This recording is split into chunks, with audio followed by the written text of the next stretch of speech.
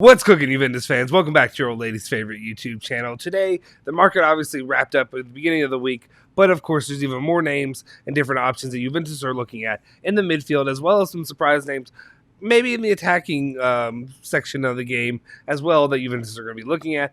Plus, we're going to touch on some of the different aspects when it comes to tactical decisions that Juventus will make for the coming weeks in the Serie A. Stick with us. We'll fill you in now.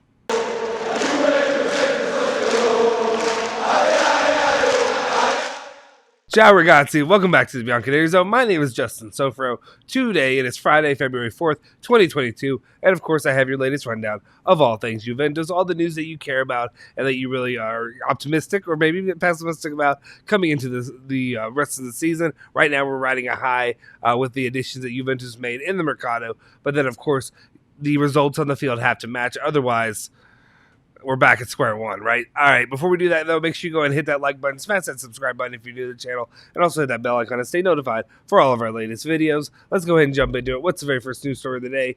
And, of course, we're talking about midfield targets for the summer Mercado 2022.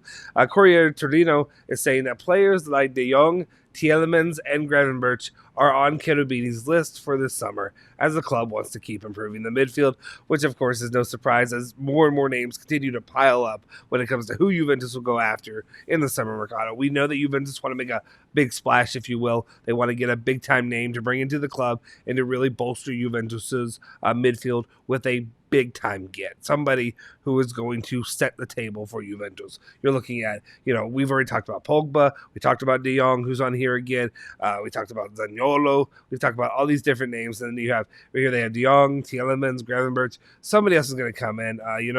We think highly of Tielemans as well. But we'll see what happens in the coming months. This whole thing's going to unfold over a long period of time, but it's always interesting and important to see who Juventus could get and really to be able to set their sights on. Of course, Pogba could be leaving on a free. All right. Next up, we got to talk about this one. This one's kind of a surprise name for me. When I say surprise name, the name's not surprising, but it's surprising just given the climate right now. Calcio Mercato is reporting that Raspadori is a name to keep an eye on. Allegri and the management like the player, and he could come in to replace Morata, who will leave. So obviously, Morata's going to leave. He's going to be out of here. And then obviously you have the situation with Caio Jorge, who I don't want to say he hasn't panned out, but he hasn't had a ton of playing time. Eventually, he probably will end up going on loan somewhere, maybe to continue to develop. Well, Juventus is going to need to bring in another fourth man down the list, or another man, or I guess at least a third man on the list down the line. Right now, you've got Dybala, you got Vlahovic, you got Caio Jorge, and then of course Morata's going to be leaving. If you want to count Bernardeschi or guys like that in there, feel free. But Raspadori is an interesting name. I like the player a lot. He's a little bit more of a diminutive player, but he's pretty quick and pretty nimble when it comes to an attacking forward. One of the things, though, the elephant in the room, if you will, has been the flirtation. He's an Inter fan. I think he likes Inter a lot. I know Inter like him a lot. I think the expectations for the last however long has been, once the summer Mercado comes up, he's going to Inter. Well, I wonder, and this is me, prognosticating or whatever you want to say right now, but as things have switched up when it came to what Juventus did during the winter Mercado and bringing in Vlahovic when they expected, I think a lot of people expected Vlahovic in the summer to end up going to the Premier League or whatever have you, and that Vlahovic wasn't coming to Juve. And then they also expected Juventus to kind of, quote unquote, settle for Scamacca, right? But now that Juventus doesn't look like they're getting Scamacca, will Inter jump on Scamacca? Will that be the guy that they want to get to bolster the thing?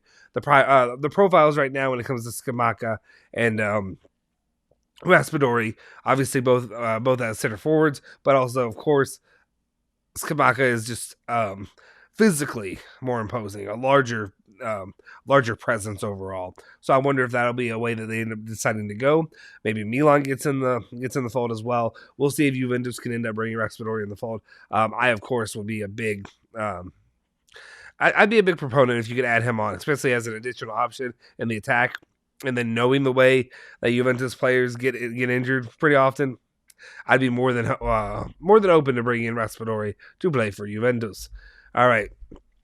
Next up, we got to talk about this again. It's not my favorite topic, but Romeo Gressi is talking about Nandez again, saying Juventus had Nandez in their hands, but they made a technical and tactical decision to not bring him to Juventus. I think it was a good move. There's some outside factors regarding Nandez that I personally would prefer to keep away from Juventus if it's at all costs. It's not necessary right now, so that's the way it sticks right now when it comes to Nandez. So I'd rather not have him at Juventus, so I'm glad the way it worked out personally. All right.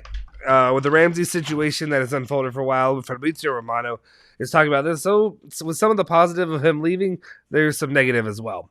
Basically, Aaron Ramsey deal. Rangers have officially no buy option clause included with Juventus. It's a dry loan until June. But the Scottish club will have priority to negotiate Ramsey's permanent signing if both sides wish. So obviously, this is going to be a. I'm not looking forward to this. If we get back into the summer this year, and then we're back in the Ramsey comes back to Juventus, and we're doing this game all over again of trying to get him out of the club, trying to stop paying his wages, whatever have you. So we'll see what happens. We'll see if they end up getting. Hopefully he ends up performing well. Hopefully he performs well for the Scottish club, and hopefully they want to keep him there. Because otherwise, don't make me cover this again. That's what I'm asking. Talking about topics that nobody really wants me to cover again. Paulo Dybala. Corriere dello Sport is over here saying that Jorge Antun should be intervening in the second half of the month in order to negotiate the renewal of the player. The month of February should be decisive for Dybala's future, which could also be a topic of discussion in Juventus' CDA of February 23rd through the 25th of this month. This is a bit frustrating for me, and again, I'm not going to stay on this for too long because I know you guys hate it. I know you guys are done talking about it, but at the same time, the topic of Paulo Dybala is as important right now as it was talking about Locatelli during the summer, talking about Vlahovic, talking about Zakaria. This is just as important for Juventus' future. If you lose on Dybala, if you lose out on him, guys, Juventus is not going to renew him just to sell him moments later. That's not happening. But if you lose out on Paulo Dybala, it's a big time loss for the club that they're going to have to end up replacing down the line. But at the same time, I'm more frustrated because now it looks like now his Jorge Antun won't be until the second half of the month when all intents and purposes had said that he was going to be there in the first week of February. I was told basically I was looking forward to the end of the week or the full end of this week, I guess, really, if you look at maybe the beginning of next week for Jorge Antun news for news of Dybala's renewal. And now we're looking at the end of the month.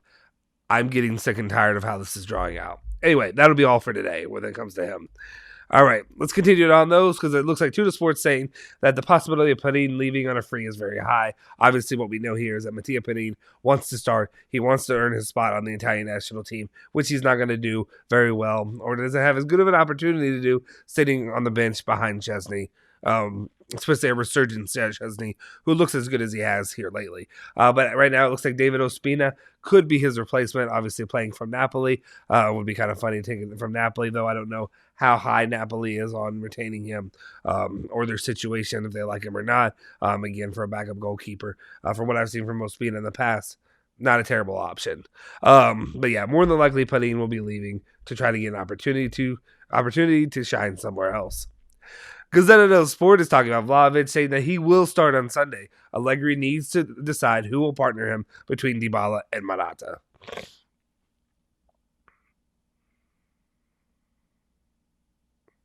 There should be no question, right? Sorry to leave the pause, but I was like, there should be no question, right? It should be Dybala. Dybala should be the guy. You should put your faith in Dybala. I understand all this stuff going on with his contract, but he needs to be the guy to start. And Morata, fine. Your replacement is Vlahovic. Vlahovic is better. I'd rather be playing Dybala and getting these two guys working out together and playing together than Morata. That's my personal opinion. If it ends up being Vlahovic, Morata, I will be personally more than a little bit frustrated. All right. And then the final news topic of the day, Gazzetta dello Sport is talking about Leonardo Bonucci and his current health issues, saying that Leonardo Bonucci will be back with the group today. He's doing much better and will train with the team. Difficult to see him on Sunday, though, but knowing his track record, never say never. So it's always a possibility he could come in, play for the defense. But as it stands right now, we're looking at more than likely a Matthias de Ligt. And then we'll see. I don't know exactly the current status when it comes to Chiellini, if he's good to go or not. But maybe you can see de Ligt partnered up with Rugani. Hopefully it's Chiellini instead, if it's not Bonucci. Again, I understand Rugani's been playing well. He's played much better this season than I ever expected from him. But at the same time, anytime I don't have to have Rugani out there, especially in a must-win match, that is Hellas Verona, who we talked about this on the live yesterday. Let's say Leonardo again. Juventus, combine Leonardo and Juventus. Juventus have not beaten Hellas Verona since September of 2019. It's all been draws or losses since then. So this is a must-win situation. This is all a test me situation to see exactly where Juventus' footing is. How good are they with the additions of Vlahovic, who probably is going to start, and then if Zakaria comes in with the addition of Zakaria as well. Obviously, one thing we do know as well is that Manuel Locatelli will miss the match, as he has been, banned or suspended for the match against Hellas Verona. Anyway, guys, let me know your thoughts of all the topics we talked about today. We'll see who ends up playing against Verona. We'll see how that ends up panning out. And then what do you think about the midfield? Who is your big name target that you'd go for if you were in charge of the Juventus management?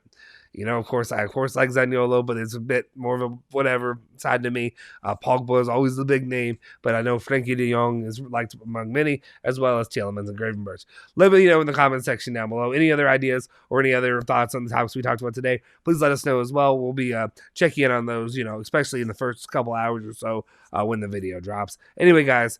Make sure you also like the video, subscribe to the channel, hit that bell icon to stay notified for all of our latest videos, and then also make sure you're going on Twitter and retweeting and liking for the Vlahovic, I couldn't even get it out, the free Vlahovic Juventus official first team shirt. Go ahead and hit that like and retweet so be entered in for a chance to do that. Also make sure, of course, that you're subscribed to the channel. Those are the two main things you really need to do. Anyway, guys, we'll see you next time. Forza Juve. Forza Bianconeri.